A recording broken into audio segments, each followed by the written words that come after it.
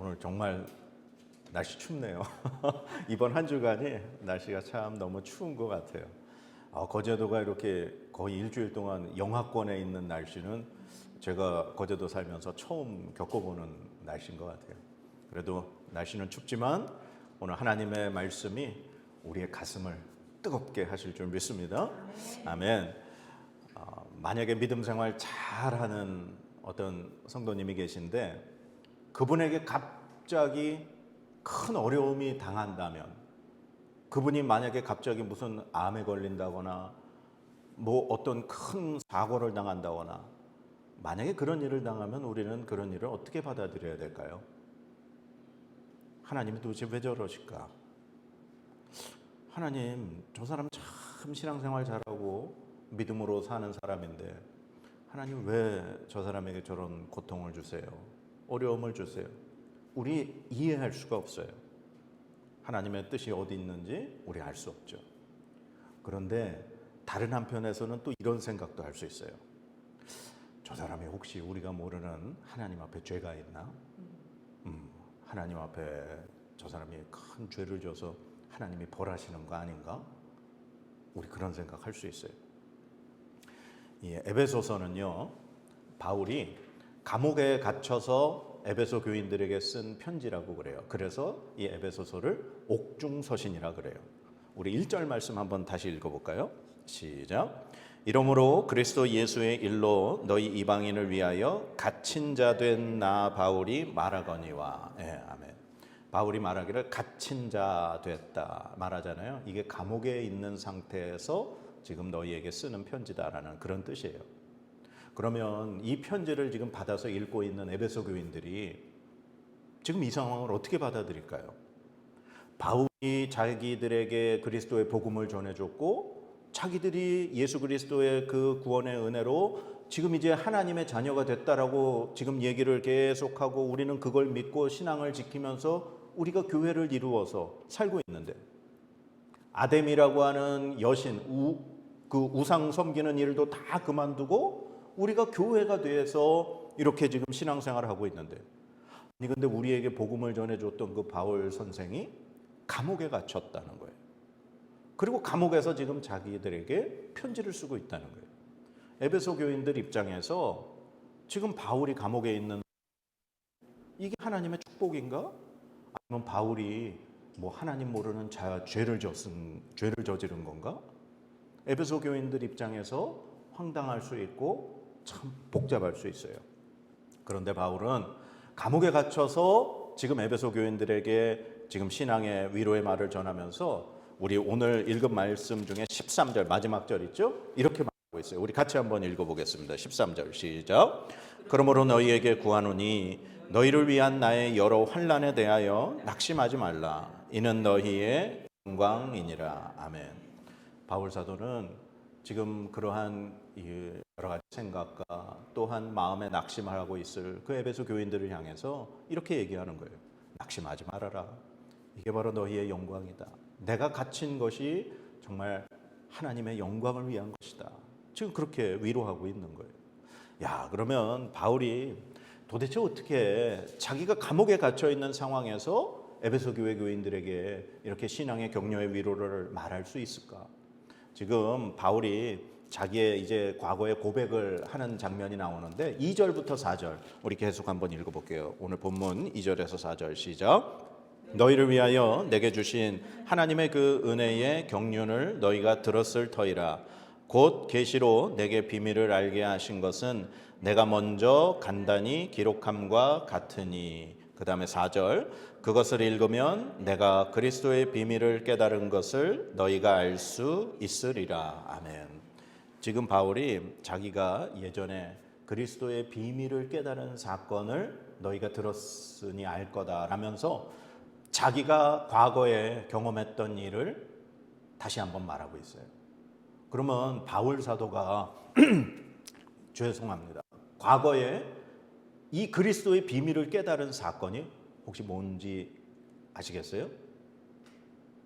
바울이 놀라운 그리스도의 비밀을 깨달은 사건, 그건 바로 바울이 다메섹으로 가는 도중에 예수님을 만난 사건이라는 거예요.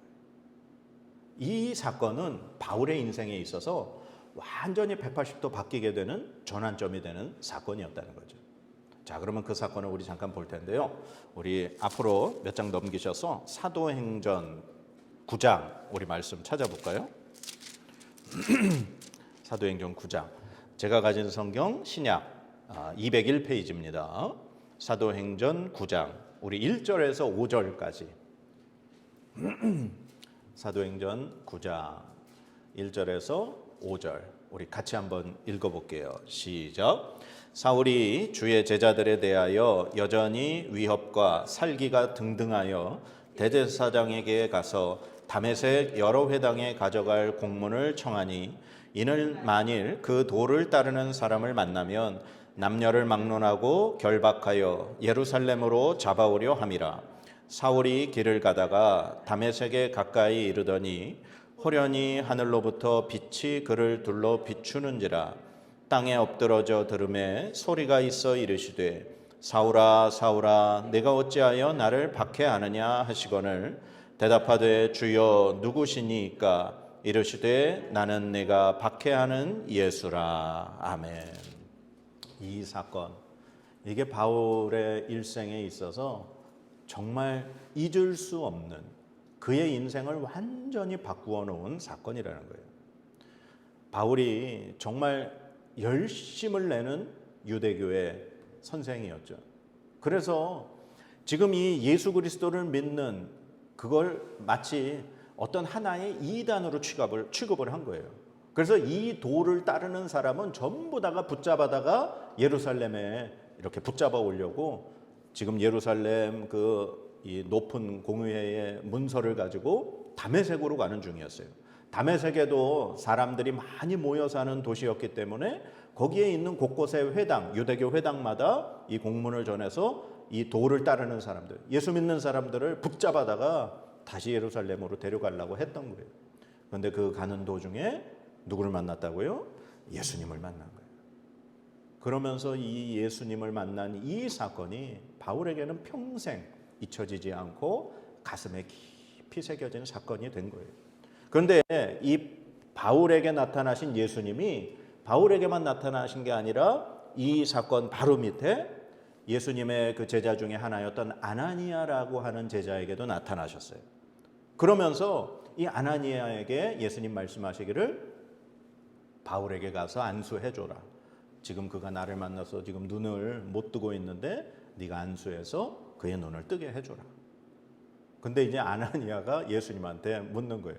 아니 제가 소문을 들어보니까 그 사람 아주 유대교의 열심인 사람이고 지금 여기 온 이유도 예수 믿는 사람들, 예수님 지금 믿는 사람들 잡아가려고 왔다고 하는데 예수님 무슨 말씀하시는 거예요? 그랬어요. 그랬더니 예수님이 아나니아에게 이렇게 말씀하셔요.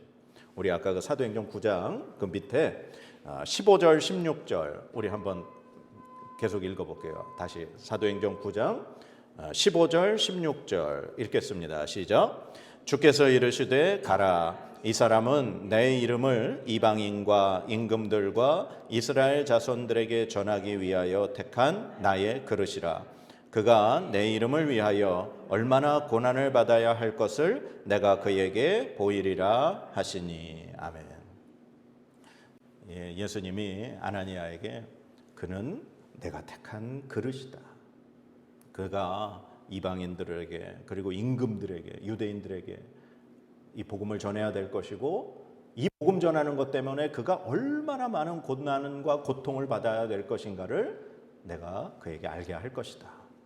그래서 결국 아나니아가 이제 바울을 만나 그에게 안수하고 그의 눈에서 비늘 같은 것이 벗어져서 다시 보게 되는 그 일을 경험하게 됩니다. 이 사건을 경험하고 나서 바울은 유대교의 열심이 아니라 이제는 예수 그리스도의 복음의 열심인 자로 그의 삶이 완전히 바뀌게 됐죠.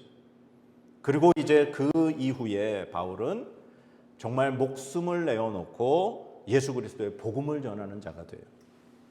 그래서 이 바울은 감옥에 갇히건 매를 맞건 정말 죽을 위기에 처해 있건 그의 믿음은 변하지 않습니다. 그가 그 어떠한 고통과 그러한 이 고난 가운데에서도 그의 믿음이 변하지 않은 그 원인이 뭘까요? 예수님을 만난 그 경험 때문에.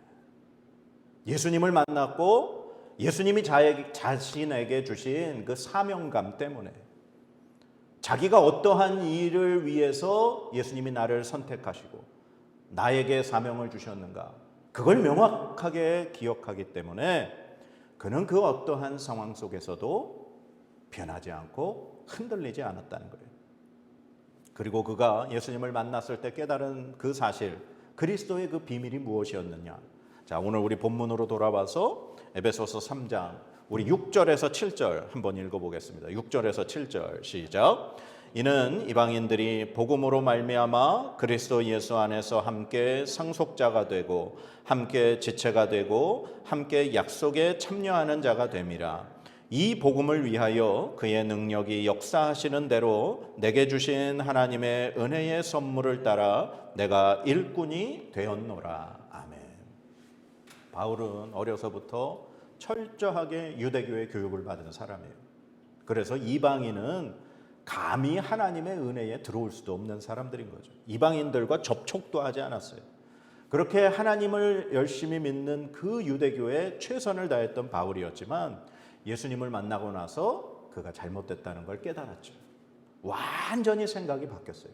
그리고서 예수 그리스도를 통해서 깨달은 그 비밀이 뭐냐?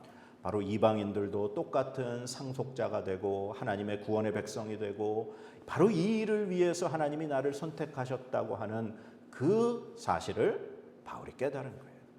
이 비밀이 너무나도 귀하고 크고 자신의 생각과 정반대가 되는 하나님의 그 크신 뜻을 깨닫고 난 이후에 바울은 자신이 바로 그리스도의 하나님의 열심을 내는 일꾼이 되었다. 그렇게 지금 고백을 하고 있습니다. 이 바울의 삶의 원동력은 예수님을 만난 그 사건, 예수님이 자신에게 주신 사명, 그게 그의 원동력이 되었던 거예요. 그러면 여러분의 삶의 원동력은 뭔가요? 우리의 삶의 원동력, 우리의 삶을 이끌어가는 그 힘은 과연 어디에 있을까요? 만약에 돈을 목적으로 쫓는 사람은요, 돈을 벌기 위해서, 돈을 얻기 위해서 수단과 방법을 가리지 않습니다. 그래서 불법을 행하기도 하고 부정을 저지르기도 하고, 돈을 벌기 위해서라면 그 어떠한 방법도 서슴지 않고 하게 돼요. 그리고 어떤 힘, 권력을 목적으로 하는 사람이라면 모든 방법을 동원해서 자기가 가진 힘을 더 극대화하려고 노력할 것이고, 자기가 가진 힘을 지키기 위해서 무슨 수단이든지 사용하게 될 거예요. 어디에 목적을 두고 사느냐에 따라 우리가 정말 그 삶의 방향과 그 삶을 살아가는 방법이 결정하게 되는 거죠. 그러면 우리는 어디에 목적을 두고 살아야 하는가?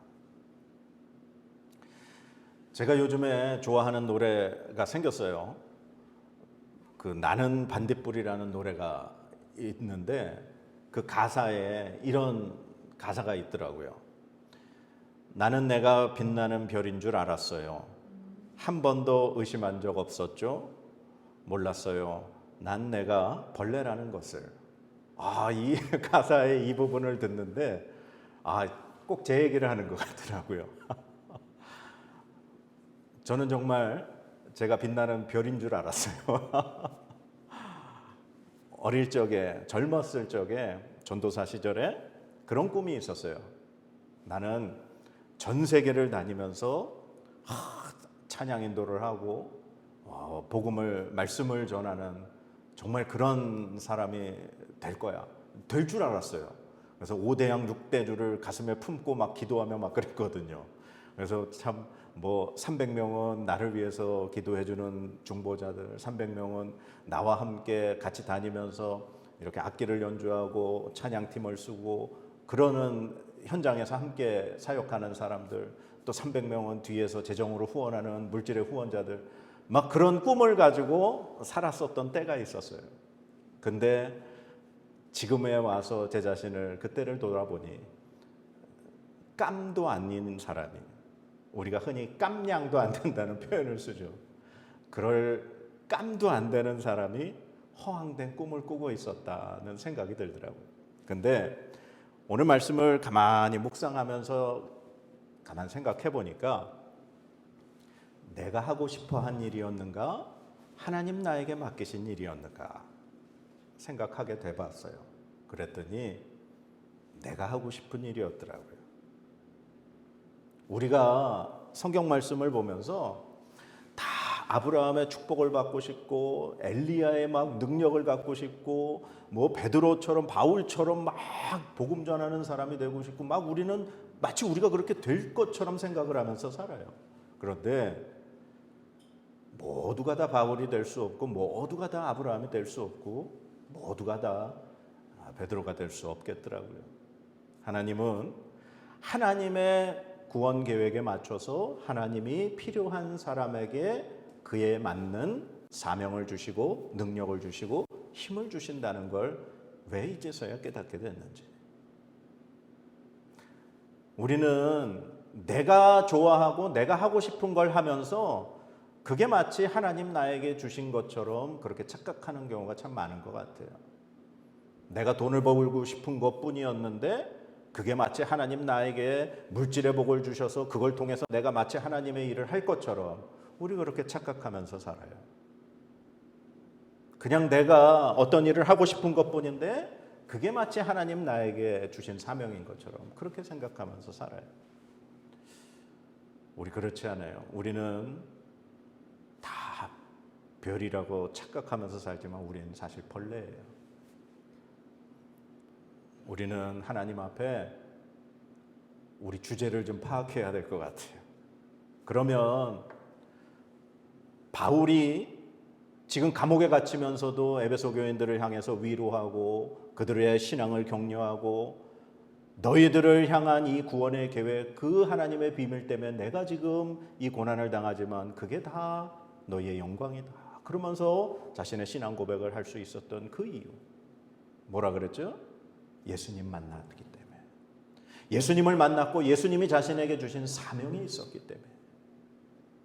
바울은 계속해서 힘들고 어려운 순간마다 자기가 다른 사람에게 비난을 받고 막 여러 가지 안 좋은 얘기를 들을 때마다 자신은 그 과거의 예수님 만난 경험을 자신 있게 드러내며 얘기하고 있어요. 그러면 우리가 정말 주님 날아가는 그 순간까지 끝까지 우리 삶에 이 힘이 되고 원동력이 되고 주님을 떠나지 않을 수 있는 그 근원이 뭐가 돼야 될까? 예수님 만나야 돼요. 주님 만나고 주님이 여러분에게 주시는 그 마음의 사명, 그것이 있어야 됩니다. 주님이 여러분들에게 모두 다 바울이 되라고, 모두 다 아브라함이 되라고, 모두 다 모세가 되라고 얘기하지 않으셔요. 주님이 우리 각자에게 주신 그 구원의 은혜, 그리고 우리를 살게 하시고 주님과 함께 살아가게 하시는 그 삶의 힘, 그냥 그거면 족할 것 같아요. 그러면 우리가 주님을 만나야 되는데, 우리의 삶의 그 원동력을 얻어야 되는데 우리 어떻게 얻어야 돼요? 날마다 하나님의 말씀으로 우리 얻어야 돼요. 하나님의 말씀을 통해서 날마다 주님 만나야 되고요.